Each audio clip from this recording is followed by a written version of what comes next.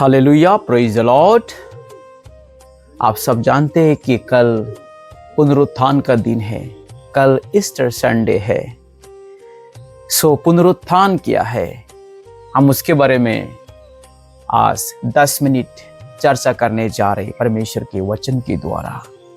आप मेरे पीछे की बैकग्राउंड को मत देखिए, आप मुझे मत देखिए, बल्कि परमेश्वर के वचन को समझिए, परमेश्वर के वचन को सुनिए, जो मानव इतिहास के लिए है, आपके लिए है, जो पूरी दुनिया को 33 AD में आज से 2000 साल पहले बदल के रख कर दिया, चेंज कर दिया।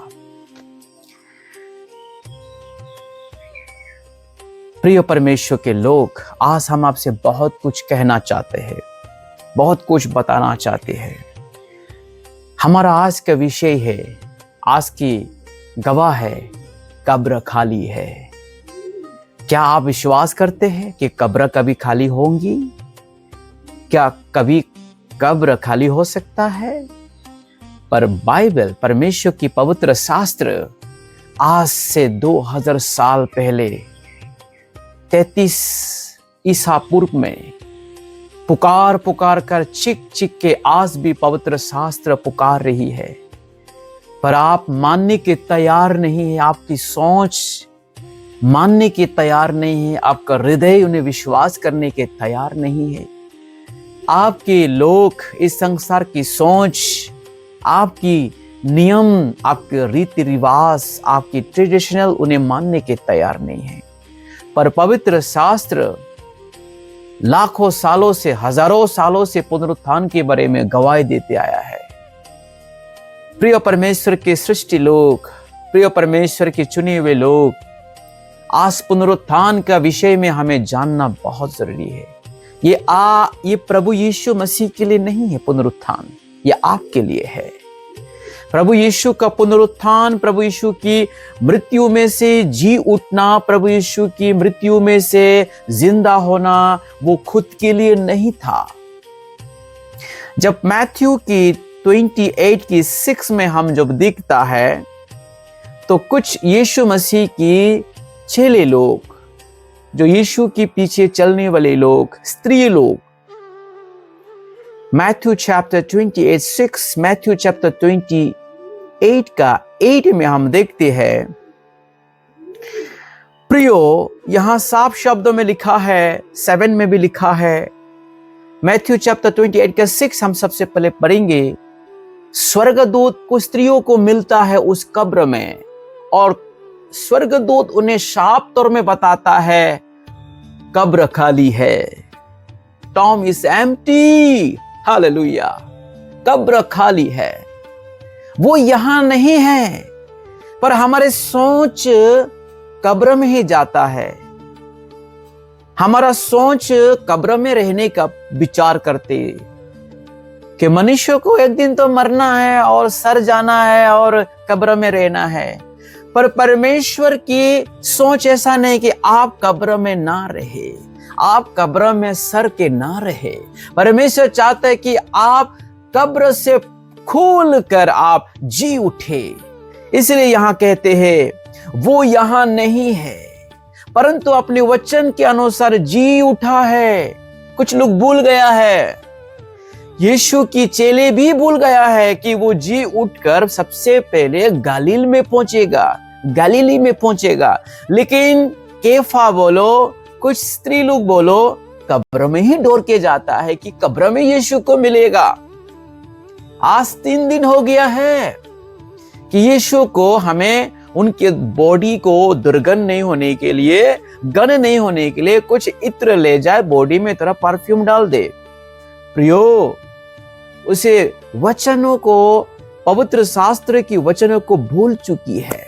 यहां साफ तौर में बताया है, वो यहां नहीं है, अपने वचन के अनुसार जी उठा है। जैसे यीशु ने अपने वचन कहा है कि मैं तीसरे दिन में जी उठूंगा। और जब तब स्वर्गदूत उन्हें स्त्रियों को, जहां यीशु को लेटाया था, बॉडी को रखा था, उस जगह को वो दिखाता है। यह स्थान देखो जहां प्रभु पड़ा था, शुक्रवार का दिन में जहां यीशु की बॉडी को रखा था, स्वर्गदूत उसको दिखाता है, देखो ये जगह प्रियो। और पता उस स्त्री लोग, डर तो था बहुत, और अंदर ही अंदर कितना आनंद था। और कब्र से शीघ्र लौटकर उसकी चेले को समाचार देने के लिए दौड़ा, सुसमाचार सुनाने के लिए दौड़ा उनके चेले को कि यीशु कब्र में नहीं है, यीशु कब्र में नहीं है। प्रियो, ये परमेश्वर का एक बहुत बड़ा एग्जाम्पल है पुनरुत्थान का जो होना। पुराना नियम और कुछ नया नियम में हम दोनों में पुनरुत्थान के बारे में देख सकता है। वहां प्रभु परमेश्वर यहोवा बहुत बार बातें कर चुका है कि मेरा धार्मिक जन को मैं सरने नहीं दूंगा। मैं यीशु की बात नहीं कर रहा हूं, आपकी बात कर रहा हूं प्रियो। यीशु तो परमेश्वर के पुत्र है, वो तो जी उठना ही है। लेकिन केवल ये यीशु के बारे में नहीं है जो कब्र से वो जी उठा है, वो तुम्हारा बारे में है, ये हमारे बारे में है, कब्र से जी उठना। आपको क्या लगता है कि कब्र में रह के सर जाना, कीड़ा मकड़ा हो जाना, पाताल में जाना, यही सोच है क्या? पर परमेश्वर के ये सोच नहीं है प्रियो। जब उन लोगों ने, अंदर में डर तो था कि एक मुर्दा कैसे जी उठा है, और स्वर्गदूतों को दिखाई दिया आमने सामने, और आनंद भी था अंदर में, इतने आनंद है कि हमारा प्रभु जी उठा है। प्रियो, आपके अंदर आप विश्वास में आया है, आप प्रभु में आया है, आप नया जीवन पाया है, क्या आप आनंद है क्या? हर प्रतिदिन आप आनंद से जीता है क्या? या इस सोच में कि मैं कल मर जाऊंगा, मेरा परिवार को मैं खोना पड़ेगा, मेरा बच्चों को खोना पड़ेगा, मेरा संपत्ति खोना पड़ेगा, मेरा प्रॉपर्टी खोना पड़ेगा, दुनिया की इंजॉय खोना पड़ेगा, बल्कि आपको डर है क्या मरने का? मरने का बिल्कुल डर नहीं करना प्रियो, क्योंकि वचन कहता है वो मरा नहीं, वो जीवित है, तुम कभी मरेगा नहीं। आज तुम्हारा प्राण जाने से भी यीशु तुम्हें फिर से पुनरुत्थान करेगा। वो शारीरिक रूप से पुनरुत्थान करेगा, केवल आत्मिक रूप से नहीं प्रियो। यीशु केवल आत्मिक रूप से पुनरुत्थान नहीं हुआ, वो शरीर के साथ में पुनरुत्थान हुआ, फ्लैश के साथ में जी उठा है। कल ईस्टर संडे है, इसलिए मैं आपको वायदा का वचन कह रहा हूं प्रियो, आपका मरने का जो सोच है, डर है, उसे खत्म कर दे।